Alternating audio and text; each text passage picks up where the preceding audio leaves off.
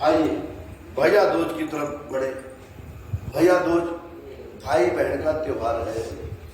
माता बहनों, जो इसमें कथा है वो सुन लीजिएगा पहले, फिर मैं कथा सुनाता हूँ आपको भैया दूज की। नारद जी कहने लगे, हे राजा पृथु, कार्तिक शुक्ल द्वितीया को यम द्वितीया भी कहते हैं। यमराज जी का आज विशेष स्थान है। जिस दिन यमुना स्नान करके यमराज की पूजन किया जाता है, इस दिन भाई को भैया दूज भी कहते हैं।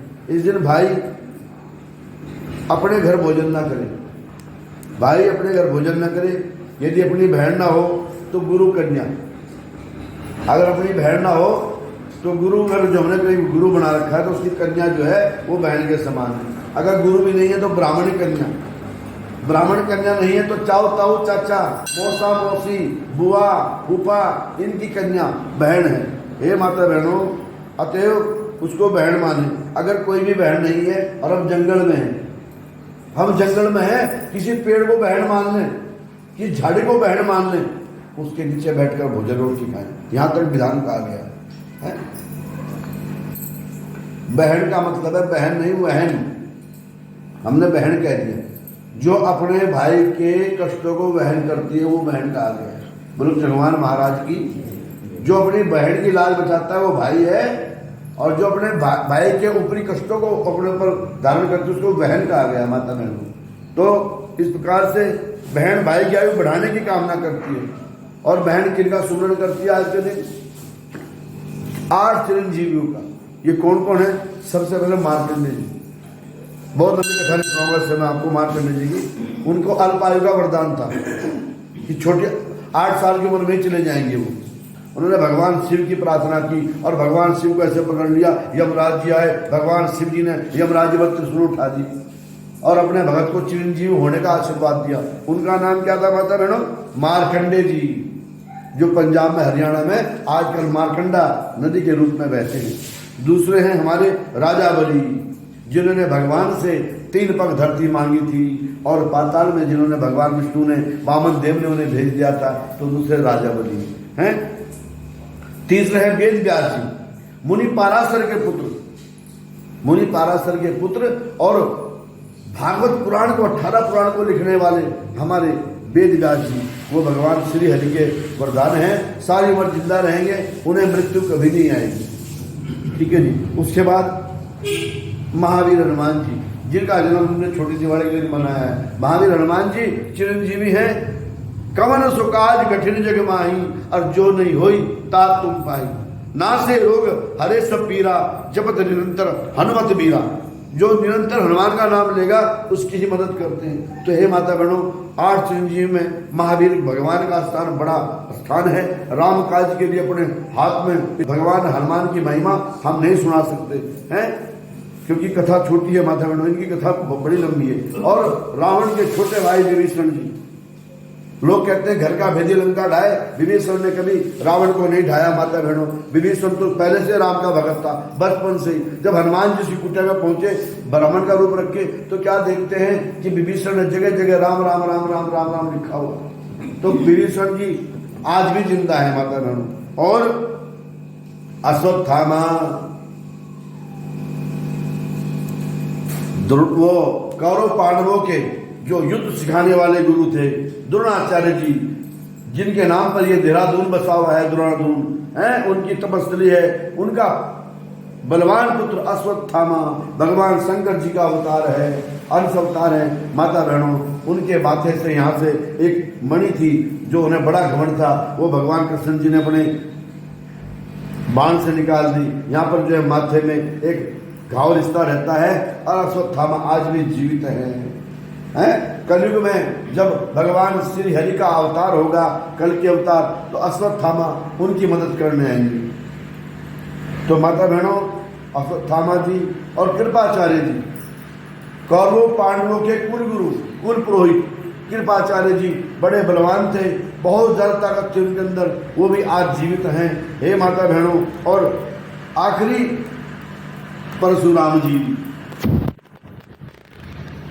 परशुराम जी माता बहनों भुजबल भूमि भूप बिनुकीनी और विपुल बार महिम देवन दीनी सहस्त्र भाव मुझे छेद निहारा परस विलोक महीप कुमारा। ये सारी चीजें हमें कब से याद है? जब चौथी पांचवी शादियों को उठा करते थे। तो परशुराम जी की माँ का नाम क्या था? रेणुका जी। और पिता का नाम क्या था? जमदग्नि जी। इन 8 को बहन तत्पश्चात भाई को बुलाकर 8वें का नाम दे अपने भाई को बुलाकर तिलक लगाए और कहे कि हे भाई, जब तक सूर्य चंद्रमा पृथ्वी समुद्र वेद पुराण तब सत्य ब्रह्मा विष्णु महेश देवता मुनि तथा रहेंगे तब तक मेरे भाई की रक्षा करें।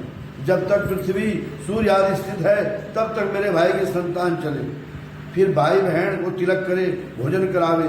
भाई भी अपनी श्रद्धानुसार बहन को भेंट आदि वस्त्र आदि दे। आख्यान सुने। राजा पृथु ने पूछा, महाराज इन सब क्षेत्रों में उत्तम क्षेत्र कौन सा है? सब क्षेत्रों में उत्तम क्षेत्र तो गंगा का यमुना का संगम है। और गंगा यमुना का संगम क्या माता बहनों? इलाहाबाद प्रयागराज है, जिसमें स्नान करने की इच्छा ब्रह्मादि देवता भी करते हैं। गंगा के स्मरण मात्र से पुरुष के अनेक पाप नष्ट हो जाते हैं। कोई गंगा में स्नान करता है, कोई समस्त पाप क्षय होकर उसके कुल को परम पद की प्राप्ति कराते हैं। गंगा स्नान के विलासा करने से मनुष्य अनेक जन्मों में पाप मुक्त हो जाता है। हे माता बहनों, यहाँ पर बीच में कहानी सुनेगा, इस किताब में तो नहीं सुना रहा हूं आपको। एक बार भगवान सूर्य की तप्त किरणों से माता का जन्म हो गया। किसका? यमुना जी का जन्म हो गया, यमराज जी का जन्म हो गया। और उनकी छाया से शनिश्चर महाराज जी का जन्म हो गया। अश्वनी कुमारों का जन्म हो गया। उसके बाद अपने पति की उद्दीप्त किरणों से बड़ी प्रसन्न थी संध्या माता। और कहां चली गई? वो उत्तर ध्रुव पे चली गई, जहां पर सूर्य निकलते ही नहीं। हर समय जहां हिमालय का वो क्षेत्र जहां पर सूर्य निकलते नहीं और अंधेरा रहता है और लोग बाग जो है बर्फ जमी रहती है, लद्दाख से भी आगे, और अपनी छाया को छोड़ गई। अब छाया का जो विभाग था वो शनिश्चर महाराज से अच्छा था, परंतु उन्हीं की छाया, संध्या माँ की छाया है, परंतु यमराज जी से और यमुना माता से बड़ा खराब था। अब यमराज जी बड़े दुखी हुए। उन्होंने जो है अपनी यमपुरी बसा दी माता ने। भगवान ने उन्हें मृत्यु के बाद दंड देने का अधिकार दिया, भगवान श्री हरि ने। उसके बाद यमुना जी बड़ी परेशान हुई और वो जो है मथुरा के विश्रामपुरी घाट में आकर रहने लगी माता ने। अब यमराज जी को बहुत दिन हो गए, बाद को दंड देते देते उसमें रम गए। एक दिन सहसा उन्हें दूज के दिन अपनी बहन की याद आई। अब खुद को ध्यान करो ना, जिनके भाई दूर दूर रह रहे, धन्य हूं मैं, मेरे दोनों बहन तो यही है, तीसरी बहन आ रखी है देहरादून से, पर जिनके भाई बड़े दूर दूर है। माता बहनों, ये कहा गया सब मिल जाते हैं, आपस में भाई बहन नहीं मिलते, है ना। यमराज जी जो ढूंढते रहे, कहीं भी नहीं मिली। आखिर में विश्रामपुरी मथुरा के घाट पर मिली। तो यमराज जी ने, यमुना छोटी बहन है, यमुना ने चरण छुए। यमराज जी ने अपनी बहन को आशीर्वाद दिया, गले लगाया। तो कहने लगी, भाई बहुत दिन बाद आया, आज मेरे घर में भोजन करो। आप क्या समझते कौन है यमुना जी? यमुना जी कोई छोटी मोटी नदी नहीं है, गंगा माँ से बड़ा स्थान है, क्योंकि माता गंगा तो श्री हरि के चरणों से निकली है। और माता जमुना बताओ कौन है? माता जमुना भगवान विष्णु कृष्ण की 8 पटरानियों में से एक है। पानी के रूप में भी रहती है और स्त्री के रूप में भी रहती है। तो उन्होंने भगवान यमराज जी को अपने साथ लेकर उन्हें अपने घर में भोजन कराया और कहने लगी, हे भाई, क्या मैं तुझसे कोई वरदान मांग लूं आज? कहने जो भी मांगेगी वही दूंगा। तो भगवान ने कहा कि आज फिर जो है कि मेरी पूजा करेंगे ना, जो मेरी पूजा करेंगे आज, जो मेरे में स्नान करेंगे, वो कभी मरेंगे नहीं। देवी ने कहा, देखो मैं तो केवल भगवान शंकर का, भगवान विष्णु का एक जो है कर्मचारी हूं, ये जीवन मृत्यु मेरे हाथ में नहीं है, मैं ऐसा नहीं कर सकता। देवी कोई और वरदान मांगो। मृत्यु तो आती है, जो जीव पैदा हो जाता है? मेरा काम तो मृत्यु के बाद है।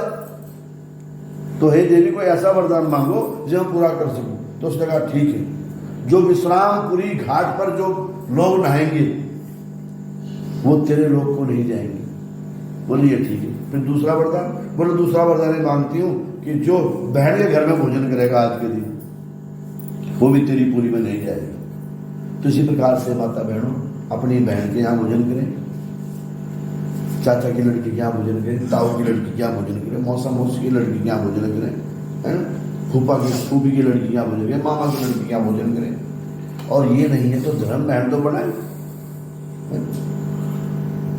गाय को बहन मान लें कि जानवर को बहन मान लें, ये किताब कह रही है। झाड़ी को बहन मान लें, पेड़ को बहन मान लें, नदी को बहन मान लें, उसके किनारे भोजन करें, परंतु बहन को लोग न करें। इतना बहन का स्थान है माता का। बोलो भगवान महाराज की। और किन किन नदियों को तो भगवान यमराज जी ने आशीर्वाद दिया, यमराज जी अपने लोग को चले गए और जमुना माता सुखी हो गई। तो कौन कौन सी नदियों को याद करना चाहिए हमें? गोदावरी, कृष्णा, रेवा, अमरावती, तुंगभद्रा, कावेरी, यमुना, बाहुदा, चैत्रवती, ताम्रपर्णी, सरयू आदि सभी नदियों में गंगा में स्थित है। आज के दिन ये सारी नदियां गंगा में स्थित है। यमुना जल थोड़ी मिलेगा, कहां से मिलेगा आपको? हाँ, कोई बड़ी नहर से लाख तक तो अलग बात है, परंतु अगर यमुना का जल नहीं है तो एक मंत्र है बहुत सुंदर, गंगा च यमुना चैवा गोदावरी सरस्वती नर्मदा सिंधु कावेरी जलम अस्मिन् सन्निधं कुरु। आज मैंने इसमें ये इकट्ठा हो गया जल जो मैं लेके आया हूँ। गंगा माता में सारी नदियां निवास करती हैं, जैसे भगवान श्री हरि में सारे देवी देवता निवास करते हैं, केवल भगवान शंकर को छोड़कर। ऐसे ही माता गंगा में सारे देवी देवता निवास करते हैं। आपको भगवान शंकर को छोड़कर भगवान शंकर कहाँ निवास करते हैं? भगवान शंकर के हृदय में भगवान विष्णु विराजमान है, इसलिए ये सारी सृष्टि जो है शंकरमयी सृष्टि है। बोलो शंकर महाराज की। और भगवान शंकर विष्णु का पूजन क्यों करते हैं? क्योंकि हर किसी को अपना हृदय प्यारा है। और भगवान शंकर का हृदय क्या है? भगवान शंकर का हृदय है भगवान कृष्ण का नैया। बोलो भगवान महाराज की है।